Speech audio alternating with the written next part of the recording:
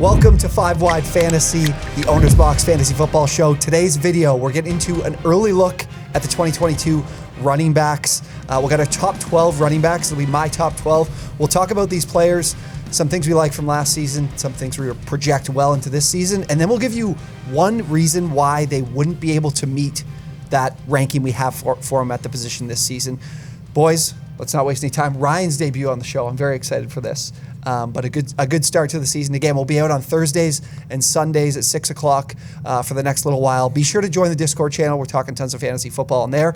And a sneak peek at what our designers are doing for the upcoming year in terms of our must-draft videos, some stuff we're working on that I think you guys are really going to like this year. But let's get to number one. You're going to see it on your screen now.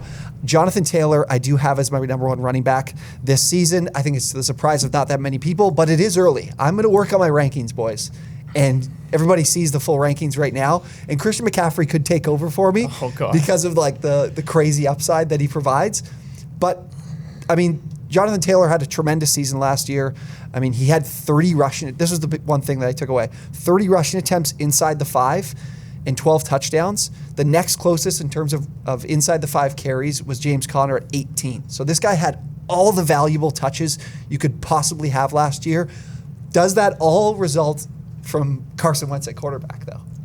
I don't know. Like, I kind of see Matt Ryan being a pretty similar quarterback in terms of being so trustworthy in the red zone as Carson Wentz was. I think that's why Frank Reich put the ball in Jonathan Taylor's hands a lot. Yeah. So I could see a very similar game plan going into this season. And why would you switch it? Apart from losing a couple guys on the offensive line, I think Jonathan Taylor is easily my number one running back and a guy who's going to get that volume. Yeah. Like the other thing, Colt, that I looked at was like broke a lot of really big plays. Like his breakaway yards percentage was 38%. The only guy ahead of him, Rashad Penny, who was just lightning in a bottle for like 5 weeks last year. But what do you think about what's like the thing that could keep Jonathan Taylor from being the number one running back on the season? Yeah, so obviously he's the consensus number one for everyone, and he should be right now. But I think the only way he really doesn't finish number one is if one of his backups starts taking his touches, like Naheem Hines or someone like that starts getting some of the receiving work and takes away his receptions and targets. I think he's going to get the rushes, he's going to get the carries inside the 5. He may not break as many long ones, but I think it's his backups taking touches away from him. Yeah, I mean, that's the thing is the offense could arguably be better and score more because Matt Ryan's around.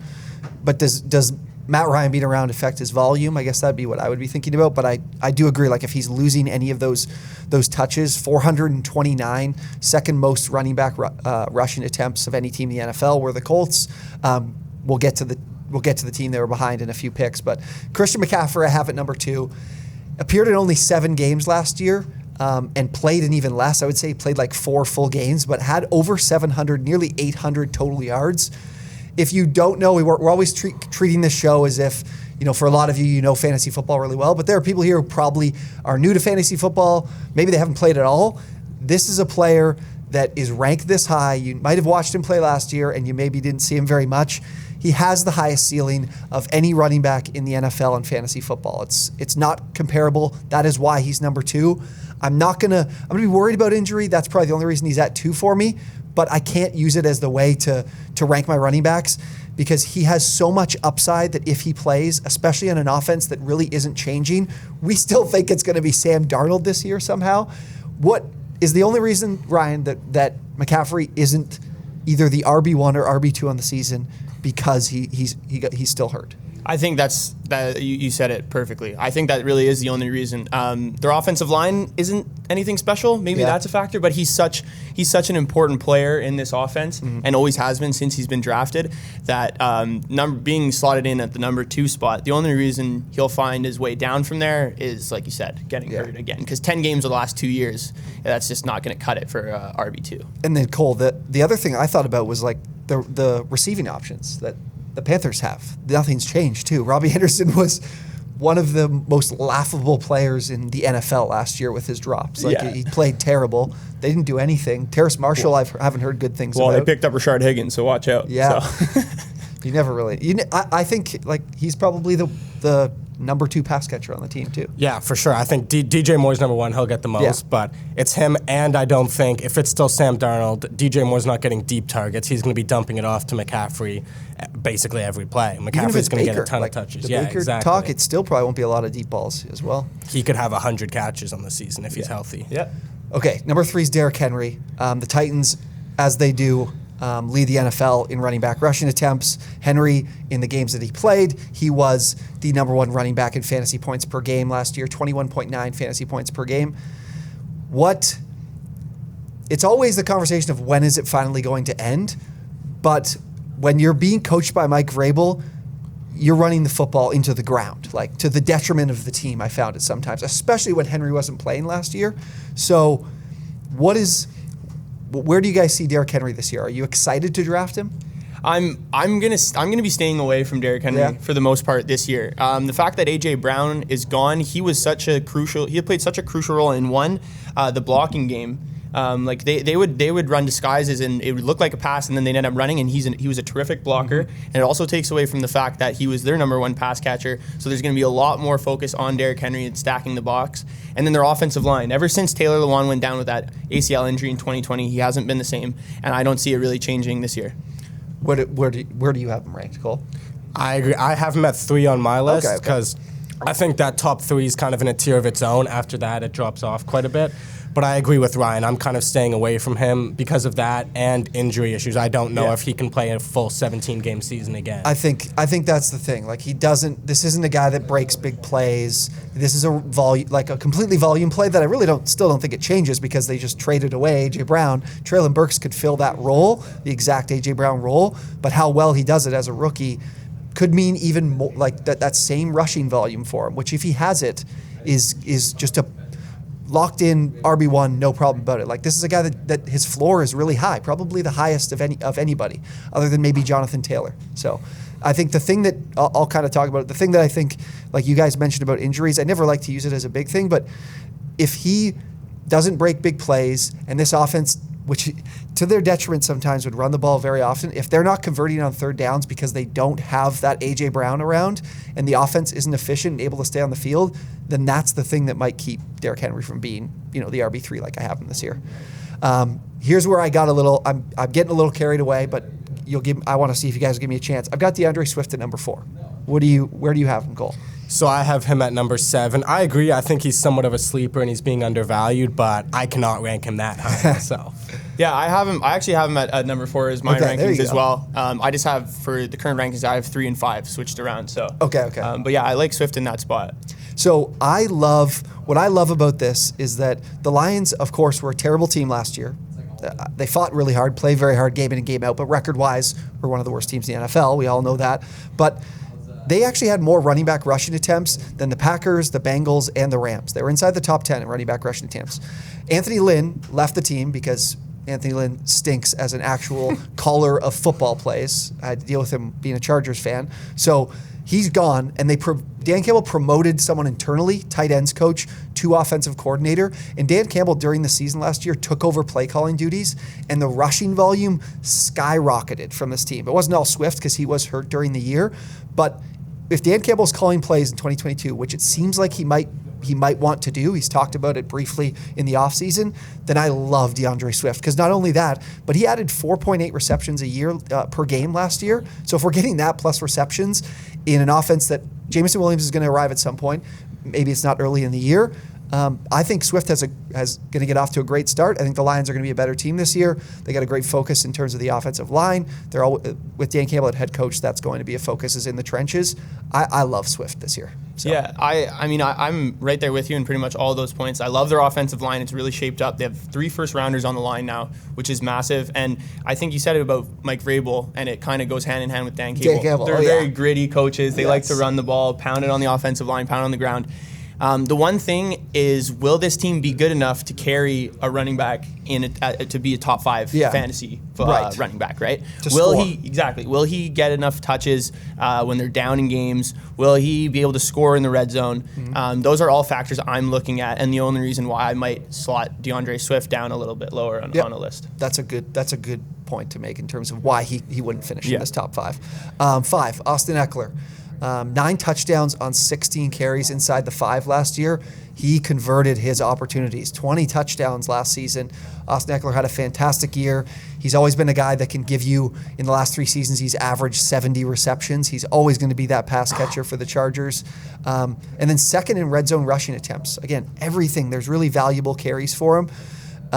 Cole, I want to ask you about the addition of Isaiah Spiller. That is why I slotted him a bit farther back. Are you at all thinking that this conversion on touchdowns could regress? So or I even think just opportunities in general. Yeah, so I think it definitely will regress. There's no way he can have 9 touchdowns on 16 carries again. But I have him as my RB4. Still, I have him above Swift. I think he'll still have a great season in the Chargers offense because I think that offense will put up. They'll be a top 3 offense in the league. They'll score a ton of touchdowns, and I think they'll just everyone on that offense will have a ton of value. Yeah. No, I don't disagree. I think that makes a lot of sense. Yeah, I'm right there with you, Cole. I think the one thing is, will he be able to carry this burden on like maybe he won't, like you said, with Isaiah Spiller coming in, it might be split a little bit more. But he's an efficient runner, and he's implemented all facets of the offense, and like you said, it's a powerhouse offense. So I really like Austin Eckler this year, and that's why I have him slotted in at 3. I just love the Chargers offense this year. I love Herbert, all the receivers, and even their tight end as well. There aren't a lot of guys. They're like we talked about Taylor and Henry earlier. There are other players that we'll talk about later, but Eckler's that guy that contributes at a high level on both, design runs and then as a pass catcher. So it's really rare to find. Let's go to 6. Dalvin Cook. We're closing out the top 6. The reason I'm still keeping Dalvin Cook in my top 6 is I looked at this. This was a crazy stat for me. He had 15 red zone carries inside the 5 last year. Only 3 touchdowns. Every guy in the top 10 of inside the 5 carries had at least 6 touchdowns. Some, like Austin Eckler, like I mentioned, had 9. This is a stat to me that is going to regress to the mean. It's a big outlier.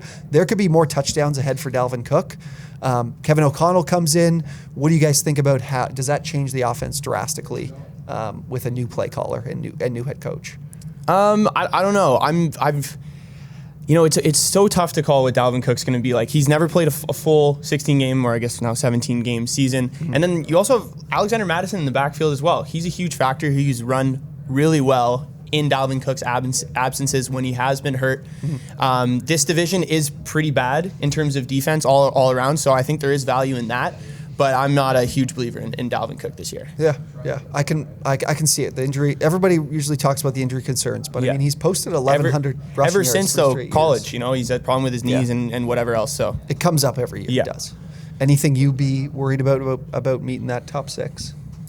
No, I somewhat agree with the top 6. I have Dalvin Cook at 6-2, but I don't think he has the same potential as the other running backs there. I don't think he could finish as the RB1 on the season, which I think Swift, Eckler, and even a Najee Harris could. Yeah, I got you. I think I was looking at some numbers. O'Connell coming in. Sony Michel was 4th in red zone rushing attempts last year, which is kind of weird. Sony Michel was in that category. So there's valuable carries that they could be given to Dalvin Cook a lot. But also, I think he'll get more pass catching work. Mike Zimmer it was time for him to go in Minnesota. So I think the team will definitely be excited with a new head coach. Let's move along. So my RB7 this year is Joe Mixon. He's someone I've consistently been out on, and I was out on him last year, and I definitely paid the price for it. Could this be the year? I always rag on him for this, that he actually is efficient. He's never been an efficient runner of the football, ever. And a lot of that comes down to the offensive line. And they've addressed that.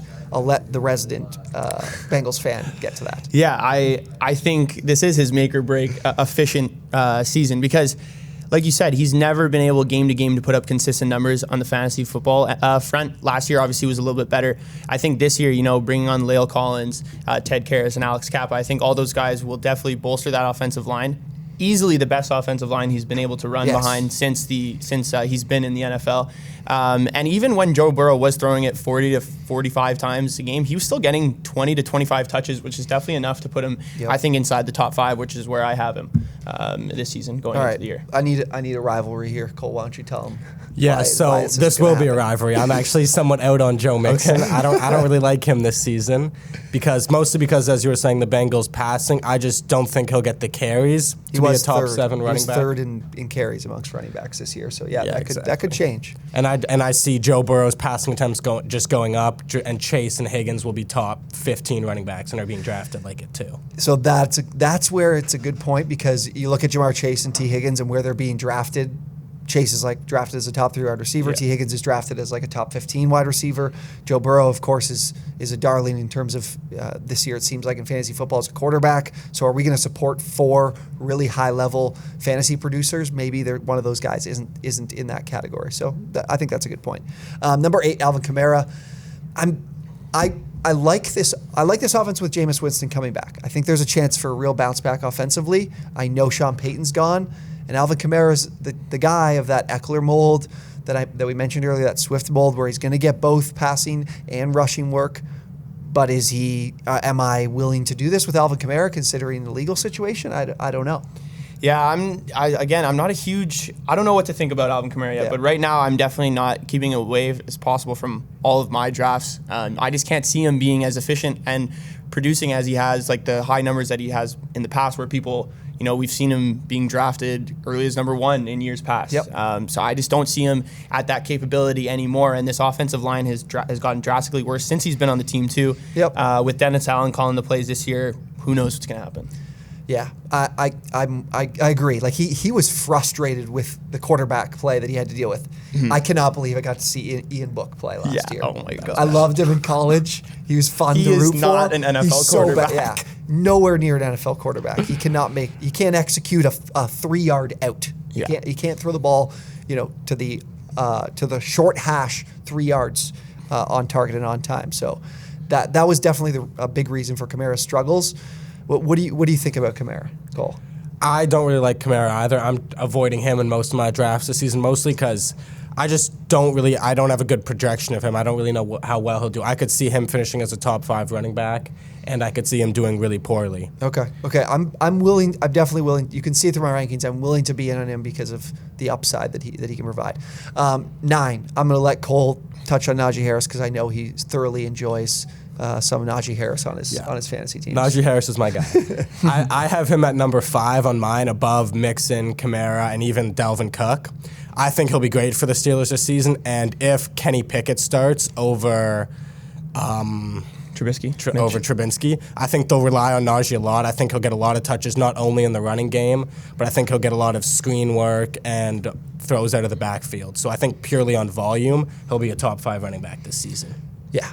That's what Ben Roethlisberger did. That's what I think the volume is the key word to Najee Harris' success. I'm concerned that that is peak volume he could ever get, because Big Ben was not at the level of an NFL quarterback last year. Like, his arm was completely toast. Yeah. So you got a lot of receiving work from a guy who couldn't really throw, and an offensive line that could not block. Like, the run blocking from the offensive line was terrible. So they had to throw it. And they had to get it out of his hands as quickly as possible. So I don't know. I think with like a quarterback that resembles actual athlete and an actual arm, then maybe that changes. And is that Mitch Trubisky? Yeah, like he's not. I'm not saying Mitch Trubisky's like going to lead this team back to the fuck. They made the playoffs last year. I kind of forget about that. I know. I'm not saying he's going to be able to. I guess they're definitely not going to be better than they were last year. I don't think. No. But I just don't think. That's my biggest concern now. I was concerned with Najee last year, and he could prove me wrong. I still think he's a top 12 running back for sure. Like, I have him at 9. I think his efficiency is where I kind of draw the line. And they're, like you said, T-Mac, their offensive line is horrible, so maybe they still continue to implement this quick screen game to him, which could benefit in his favor. But he had 94 targets last year. The only other running back to get 94 targets was Austin Eckler. Yeah. And Austin Eckler is a hell of a lot more productive on a much better offense. Yeah. I can't really see the Steelers' offense this year getting to that point. So I have Najee Harris a little bit lower on my list. That's the thing, though. I was worried about him last year. Had him as like a do not draft guy, which was a terrible decision because volume reigns supreme in fantasy football. Speaking of volume, Leonard Fournette. I'm scared to put him here. I really am. But we're talking no Ronald Jones. I think this offense is wide open for him, and especially in opportunities in the running game. Rashad White comes in. I don't think he really. You guys saw the photos of Leonard Fournette at minicamp there. Yeah. Does that scare you? That scares me. That's what I had written down on somewhere where maybe I would put him a little lower. But being in a Tom Brady offense, and they obviously have a really good connection, and Tom Brady has been able to use him in a very efficient way Yeah, in their James offense. Whites of the world, like Exactly. we know the history. So I think 10 is a perfect spot for him at this point, but his fitness level, weight, and durability definitely concerns me at this stage of the game. But their offensive line is still outstanding, so I think 10 is a perfect rating. Yeah, what's the thing that keeps Leonard Fournette from being an RB1 this year? Yeah, so I have him at 10 too. I think he's properly slotted, but I'm very scared of Rashad White. I could see him taking a lot He's of talented. carries. He's really talented. Interesting. 11, Aaron Jones. There is a real possibility that Aaron Jones is has the most receptions of the Green Bay Packers in 2022. There's a real possibility, guys. A.J. Dillon has looked really good in his opportunity he was given, which was stretched out a lot more this past year. But again, with the question marks at wide receiver, the reliability that Aaron Jones provides for Aaron Rodgers, this could be a guy that I know some people might be surprised to see him here because he might have frustrated you last year, but it's a different offense this year. I totally agree. And even with Devontae Adams gone, I think we'll even see Aaron Jones move into a lot of slot formations in this offense. We saw it last year, and now the fact that Aaron Rodgers' top target is gone, I think we'll see even more. Christian Watson is looking to be maybe that guy this year, but other than that, their options at the wide receiver position are pretty thin. So I have Aaron Jones slotted a little bit higher. I think he's in for a good season. Even the fact that A.J. Dillon I think he's great and a really good offensive weapon, that they'll use both of them as like a double-headed monster for the whole season. I keep going to Cole to ask. Tell me what keeps Aaron Jones from being top 12. I think A.J. Dillon if A.J. Dillon starts rolling, like we might see his carries diminish and maybe he's just acting as more of a pass catching back. But that I think that's really the only factor. Yeah, and maybe Christian Watson steps up to a level we couldn't believe as a wide receiver, and then Aaron Jones' value there isn't as high as we're projecting before the year starts. 12 is Nick Chubb for me, Cole. Yeah. So Nick Chubb, I think, is the best pure runner in the NFL. Yeah, I agree. For sure. I agree. And they have one of the best lines in the NFL. Yep. So when he runs, he can run for 100 yards a game, but I'm very scared of Kareem Hunt, for one. So conversation was so far I've seen the offseason about the possibility of them buying him out because how much money and cap relief they can get from that. Yeah. If that happened, you said it, he's super efficient. Like he's consistently averages over 5 yards a carry every single season. So that would definitely be the concern because he's never provided us like those moments where you're like, there's the upside here is insane. Like he could be an RB1. I have him as the RB1. I have him as an RB1, but there's never seems to be that upside to be the RB1. Yeah, no, he doesn't have the receiving value for that, and Kareem Hunt takes away all the value that he possibly could have. Yeah. And especially with Deshaun Watson's situation, I really don't know how good their offense is going to be next season. So if Deshaun plays, Chubb is 100% deserving of this top 12 because then there's more scoring opportunities, which is huge for him. But if he doesn't play, I still think he's around this number because he's going to be so relied upon for them, especially considering I don't think there's a way Baker Mayfield's like, who's in at quarterback tail if between my legs, Deshaun Watson doesn't play to start the season? Is it still Case Keenum? Is he still there? Like, what's the... There you go. Maybe he is like, still there. I have a lot of question marks around Nick Chubb on my draft boards. That would be incredible if we saw Case Keenum back for another full season. Like that, the Vikings year, they went to the playoffs. That's true, actually. Like he's such a guy that you just be happy to have as your backup and step in, and he could give you nice replaceable level numbers. But anyways, top 12. Full running back rankings will be down below in the description. Guys, if you enjoyed the video, these guys need to, we're asking them to subscribe. We'll do anything for you to subscribe. Like the video, comment, let us know what you guys think of some of these guys near the top. But thank you guys for watching, and we will see you next time.